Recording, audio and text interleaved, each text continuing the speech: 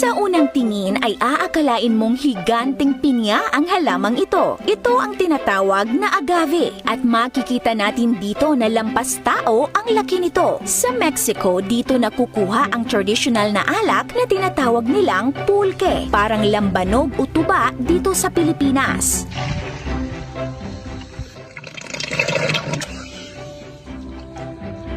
Ganito ang itsura nito kapag fermented na at handa na itong gawing alak. Ito naman ang loob ng agave o ang tinatawag na pinya o agave heart. Matapos ma-harvest ang pinya sa plantation o sa farm, niloload at dinideliver ito sa mga planta. At dito ipoproseso o panggawing alak.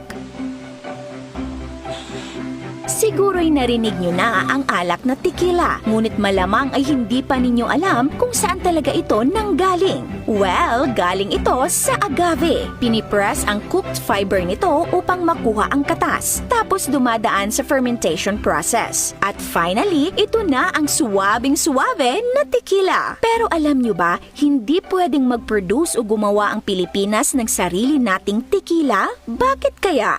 Ang agave ay isang halaman na may makakapal na dahon at matutulis na tinik. Native ito sa Latin America, partikular sa Mexico at Caribbean. Bago pa dumating ang mga Kastila sa Americas, ang mga katutubo sa Mexico ay gumagawa na ng fermented na inumin na tinatawag na pulque. At nang ipakilala ng mga Kastila ang distillation, dito nabuo ang mezcal, isang distilled alcoholic beverage na karaniwang may smoky flavor dahil sa pagluluto sa peat ovens, kung saan ibinabaon ang agave heart sa lupa kasama ang nagbabagang kahoy at mga bato. Sa pagdaan ng maraming taon, nadiskubre nila na mas malinis ang paggawa ng mezcal gamit ang brick oven instead na tinatabunan nila ito ng lupa. At dito na nga tinawag nila itong tequila na ipinangalan sa bayan ng Tequila sa Jalisco, Mexico. Ang tequila ay isang uri ng mezcal na gawa sa isang particular species ng agave plant, which is ang blue agave. Sa kasalukuyan, may humigit kumulang 200 species ng agave. Ngunit tanging ang blue agave o agave tequila na lamang ang pinahihintulutang gamitin sa paggawa ng tequila. Pero para doon sa paggawa ng mas lumang alak nila na mezcal, wala itong restriction. Kahit anong species ng agave plant pwede nilang gamitin. Ngayon, ang Mexico ang nag-iisang producer ng tequila sa buong mundo. Ang tanong, bakit kaya hindi pwedeng gumawa o mag-produce ng sariling tequila ang Pilipinas at iba pang mga bansa? Ito ay dahil sa isang regulation o parang international trade agreement na tinatawag na Denomination of